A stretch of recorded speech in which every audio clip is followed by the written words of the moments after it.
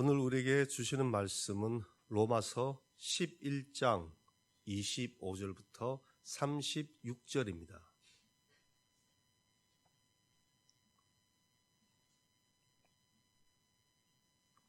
로마서 11장 25절부터 36절 한 절씩 교독하시겠습니다. 형제들아, 너희가 스스로 죄에 있다 하면서 이 신비를 너희가 모르기를 내가 원하지 아니하노니, 이 신비는 이방인의 충만한 수가 들어오기까지 이스라엘의 더러는 우둔하게 된 것이라. 그리하여 온 이스라엘이 구원을 받으리라. 기록된 바 원자가 시온에서서 야곱에게 경건하지 않은 것을 돌이키시고, 내가 그들의 죄를 없이 할 때에 그들에게 이루어질 내 언약이 이것이라 함과 같으니라. 하면 그들이 너희로 말미암아 원수된 자요 택하심으로 하면 조상들로 말미암아 사랑을 입은 자, 하나님의 은사와 부르심에는 후회하심이 없느니라. 내가 전에 함께 순종하지 아니하더니 이스라엘이 순종하지 아니하며 이제 긍휼을 입으라. 이와 같이 이 사람들이 순종하지 아니하니 이는 너희에게 베푸시는 긍휼로 이제 그들도 긍휼을 얻게 하려 하심이라. 하나님 모든 사람을 순종하지 아니하는 것 가도 얻으시고 모든 사람을 베풀려 하심이라. 깊도다 하나님의 지혜와 지식의 풍성하며 그의 판단은 헤아리지 못할 것이며 그의 길은 찾지 못할 것이로다. 누가 주의 마음을 알았느냐? 누가 그의 모사가 되었느냐? 누가 주께 먼저 들여서 갚으심을 받겠느냐? 이는 만물이 주에게서 나오고 주로 말미암고 주에게로 돌아감이라.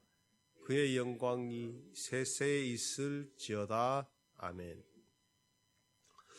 오늘 읽은 말씀은 이방인과 이스라엘 모두에게 긍휼을 베푸시는 하나님의 구원하심에 대해서 말씀하고 있습니다. 바울은 신비로운 구원 계획과 그리고 하나님의 측량할 수 없는 지혜를 찬양하고 있습니다. 이처럼 하나님의 구원 계획을 볼 때 우리는 교만할 수 없는 것이죠. 모든 사람에게 베푸시는 이 하나님의 긍휼을 인정하며 겸손하게 살아가야 하는 것입니다. 또한 각자의 신앙생활 속에서 우리가 받은 구원의 은혜에 우리가 감사하며 우리 주위의 사람들에게 복음을 전하는 삶을 실천하길 원합니다. 25절 말씀에서 바울은 신비라는 단어를 사용하고 있습니다. 이것은 인간의 생각과 지식으로는 알 수 없는 것이죠. 하나님께서 계시해 주셔야만 알 수 있는 구원의 계획을 의미하는 것입니다. 이 신비에 대하여 바울은 이방인의 충만한 수가 들어와야 한다고 말하고 있습니다. 이것은 하나님께서 이방인에게 복음을 열어주셔서 수많은 열방이 예수 그리스도를 구주로 영접하게 되는 것을 말하는 것이죠. 이 천국 복음이 모든 민족에게 증언되기 위하여 온 세상에 전파되리니 그제야 끝날이 오리라. 아멘. 예수님께서 마태복음 24장 14절에서 하신 말씀입니다. 이처럼 모든 민족에게 증언되기 위해서 온 세상 끝까지 복음이 전파될 때 끝이 오리라고 말씀하시는 것입니다. 이처럼 이스라엘의 많은 사람들이 그 당시 복음을 거부하였습니다. 그러나 그것은 아주 부분적이면서도 일시적인 일입니다. 그렇지만 이방인의 수가, 충만한 수가 들어오면 마침내 온 이스라엘이 구원받을 것이라고 말씀에서 선포하고 있습니다. 이것은 이스라엘 민족의 회복을 의미하는 것이죠. 마치 스가랴 12장 10절의 말씀처럼 마지막 때에 이스라엘이 자기들이 찌른 그 메시아를 바라보고 통회하며 돌아올 것을 예언하는 것이죠. 우리들 또한 신앙생활을 하며 하나님의 신비에 대한 일들을 이해하지 못할 때가 많이 있습니다. 우리가 알고 있는 그리고 우리가 경험한 인간적인 지식이나 체험에 하나님을 가두어 두는 일들이 간혹 있습니다. 하나님의 일하심이 왜 이렇게 지체되고 늦어지는 거야? 이렇게 느껴질 때가 있습니다. 지금 당장 모든 것이 내가 원하는 대로 이루어지길 원할 때가 있습니다. 그러나 하나님의 계획은 하나님의 계획하심 가운데 1분 1초도 아낌없이 이루어가고 있는 중입니다. 비록 우리의 눈에 늦어 보이고 우리의 생각이 하나님의 계획을 이해하지 못할 뿐입니다. 하나님은 정확한 그 구속의 시간 안에서 완벽한 일들을 이루어 가시는 분이라는 것을 잊지 말고 진실된 믿음으로 주님 앞에 나아가길 원합니다. 28절의 바울은 이스라엘의 현재 상태에 대하여 설명을 이어가고 있습니다. 즉 복음과 택하신 이 두 가지 관점에서 이스라엘의 이중적 상태를 보여주고 있습니다. 유대인들은 대부분 복음을 거부하였고 그로 인하여 현재 하나님과 원수된 상태입니다. 그로 인하여 하나님의 심판 아래에 있는 것이죠.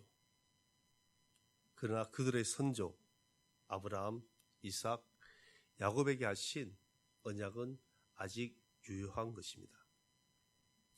하나님은 그들의 조상으로 인하여 이스라엘을 택하셨고 여전히 사랑하는 것입니다. 29절 말씀처럼 하나님의 은사와 부르심에는 후회하심이 없느니라. 아멘. 이렇게 말씀하고 있죠. 하나님의 구원 계획은 인간의 불순종에도 불구하고 흔들리지 않는다는 것입니다.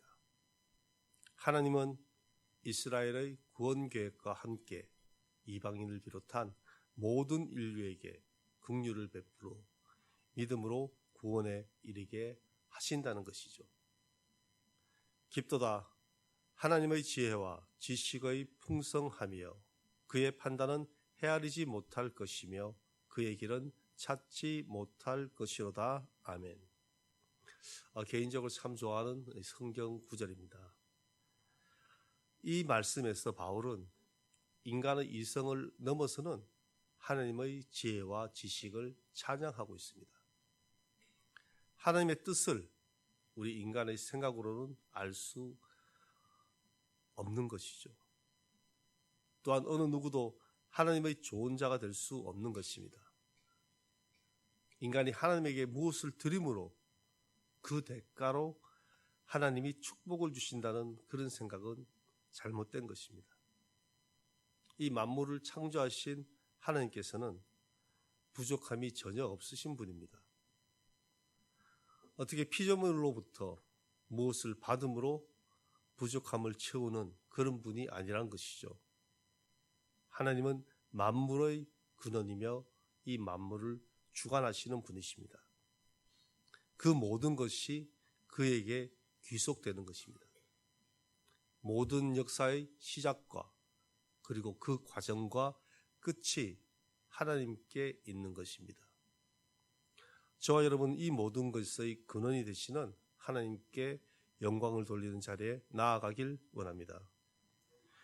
우리의 신앙생활의 궁극적인 목적은 하나님께 영광 돌리는 삶을 살아가는 것입니다.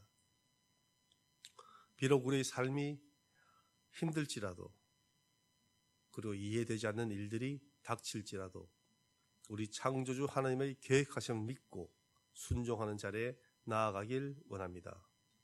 감사함으로 주님께 영광 돌리는 삶을 살아가는 예천교회 모든 성도님 되시기를 간절히 축원합니다. 기도하겠습니다. 전능하신 하나님, 오늘 주신 말씀을 통하여 구원의 비밀을 깨닫게 하심에 감사드립니다. 우리의 불순종에도 긍휼을 베푸시고 은혜를 내려주심에 감사합니다. 오늘 우리의 삶이 주님의 뜻하심을 따라 살아가게 하시고 주님께 영광 돌리는 삶 되게 하여 주옵소서. 감사드리며 예수 그리스도의 이름으로 기도드립니다. 아멘. 하늘에 계신 우리 아버지, 아버지의 이름을 거룩하게 하시며 아버지의 나라가 오게 하시며 아버지의 뜻이 하늘에서와 같이 땅에서도 이루어지게 하소서. 오늘 우리에게 일용할 양식을 주시고 우리가 우리에게 잘못한 사람을 용서하여 준 것 같이 우리 죄를 용서하여 주시고 우리를 시험에 빠지지 않게 하시고 악에서 구하소서. 나라와 권능과 영광이 영원히 아버지의 것입니다. 아멘. 함께 오늘 주신 말씀을 묵상하며 기도하는 시간 되시길 바랍니다. 우리 예천 땅과 이 예천 교회를 위해 기도해 주시고 교회에 있는 모든 기관과 모든 부서들 그리고 다음 세대를 위한 기도 함께 해주시고 특별히 우리 교회에 아프신 환우들 그들 위해 기도해 주시고 또한 요양병원에 계신 우리 성도님들 또한 연로하여서 함께 예배드리고 싶지만 나오지 못하시는 그 어르신들 위해서 기도해 주시고 특히 이 나라와 이 민족을 위해서 또한 선교지에서 나가서 지금 선교하시는 우리 선교사님들 그리고 이 땅에 평화가 임하도록 전쟁과 기근이 끊어지도록 그곳에 주님의 평화가 임하도록 함께 기도해 주시고 우리 각자 개인 기도 제목 가지고 나오셨는데 우리 개인 기도 하실 때 주여 한번 부르고 함께 기도하겠습니다.